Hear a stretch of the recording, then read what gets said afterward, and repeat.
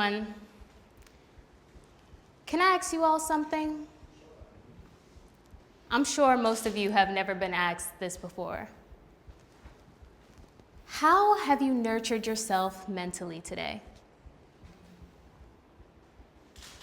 Although I can't answer that question for you, I would love to share a beneficial practice I've used to nurture myself greatly.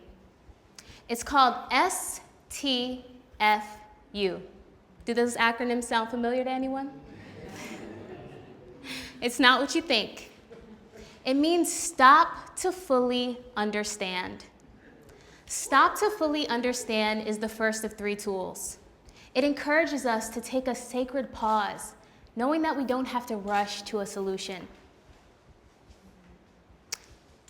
My name is Sunumi. I'm co-founder of an incredible organization, Village of Mothers. I am an entheogenic educator, a doula, a mother to an enthusiastic and energetic little boy, and I prioritize helping women with one perceivable challenge, something I spent most of my life trying to avoid: changing. And at the core of changing is knowing what we want and what we desire. So raise your hand if you know exactly what you want or desire. Not many, and that's okay. Moving through your wants and desires can be a very tough process.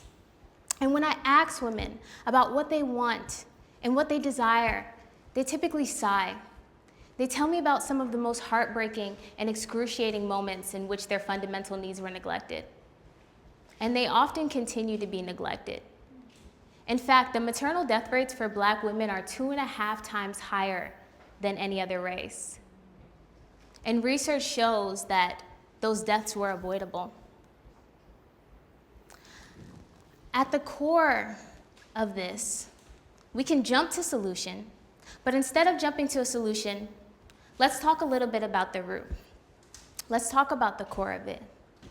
The root of this is many women will list off a majority of issues being the reason why, whether it be family, health, community, and at the core of all 3 of those things, it's oppression. Oppression, whether it be mental, physical, or emotional. Oftentimes, when we're moving through oppression, we can see how it affects us on a physical level, on a mental level. And for Black women, what we notice is that oppression is linked directly to what we see happening with the maternal deaths. Providing a service for women of color with no prerequisite on cultural sensitivity is contributing greatly to the numbers that we see happening today. So what can we do about this? How can we shift this? There's 2 questions that I want to leave you with. 2 questions that I want you to sit with. First, how is oppression directly affecting you? And how may you be contributing to your own oppression? Ladies, in addition to hormonal factors and systemic factors, the big hormonal factors that we see being an issue is men and women processing their emotions differently. Men typically utilize a process of observe and respond, while women utilize a process of observe, feel, and respond.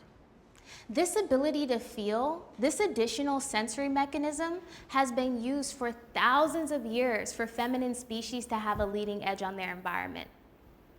Emotion is an intelligence. In our present-day society, it's one that's being ignored. So I wanted to shift this. I wanted to understand this better. And first and foremost, I had to know that the women that I work with, observing this in my own community, I see that they're responding to their environment like men. They're utilizing a process of observe and respond.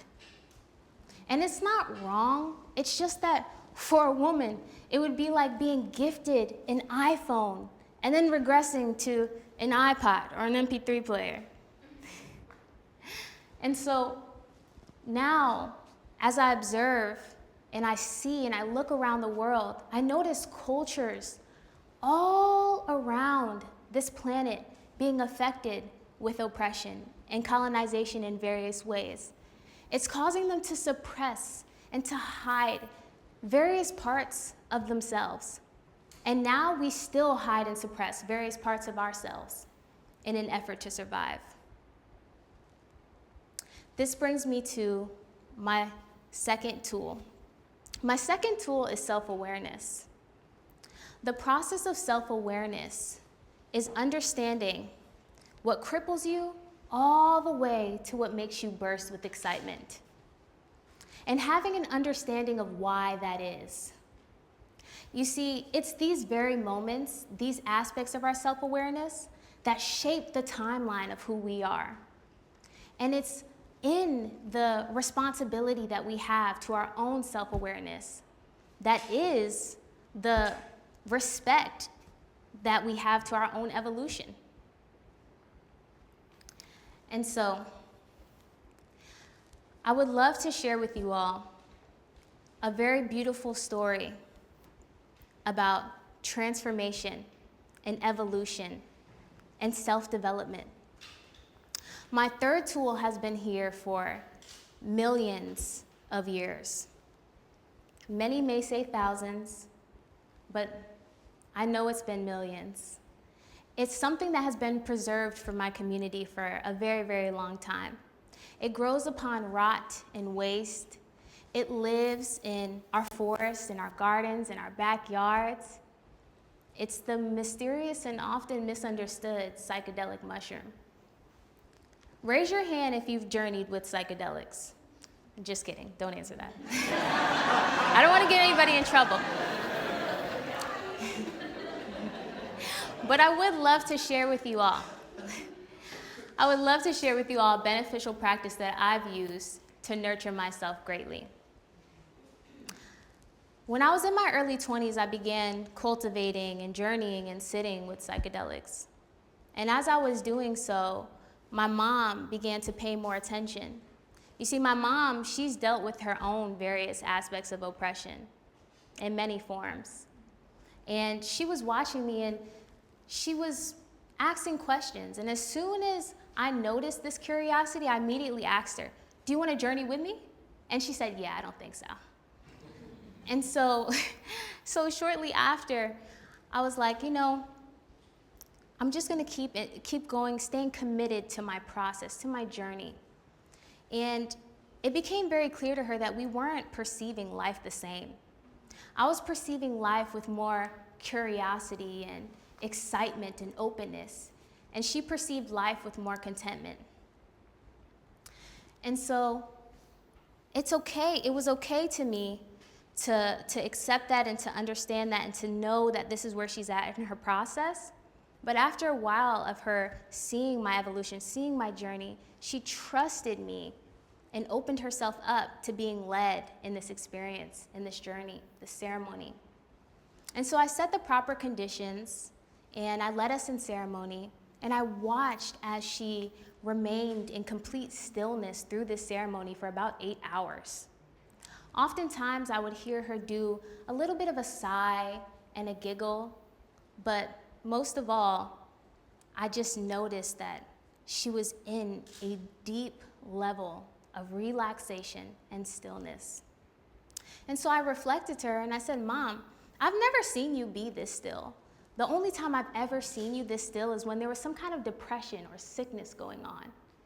And she responded to me and she said, "I've been craving this level of stillness since childhood." I think it's also important to note that for a woman of my mom's generation, to be able to be led by her daughter, her child, her baby, through an experience that she once perceived to be a drug is almost a miracle within itself. You see, my mom, her father died. He transitioned from overdosing. And the war on drugs has been a huge, dramatic, devastating experience for our family. And so I say all this to say These are the lengths that we will go in order to heal ourselves from wounds that are no longer helping us.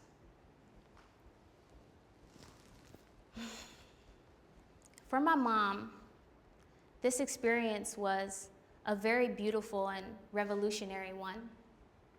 And I think if you understand a little bit more about psychedelics and what it is at its core, you'll understand why. Well, psychedelics expands the neurological synapses in your brain. These direct synapses are in relation to your behavioral patterns. And your behavioral patterns are in direct relation to the neuroplasticity in your brain. Neuroplasticity allows for new ideas to become easier to understand, maybe even accept. For my mom, the new idea was love. You see, after this journey, she went on a date with a man that she married last November. It was a huge evolution for our entire family. I watched as this partnership bridged her with love, stability, support, and my personal relationship with psilocybin deepened yet again. Now women all over the country are advocating for psilocybin as a solution. And although I wouldn't ask you to do the same, I would ask that you view this the same way you would an herb that lives in your garden. The same way you wouldn't take a handful of oregano and shove it in your mouth, you would do so with intention and reverence, knowing that this particular tool, it doesn't just expand your mind, it expands your life. In closing, the 3 tools that I've shared with you all today: first, STFU, stop to fully understand. Second, expanding and understanding yourself through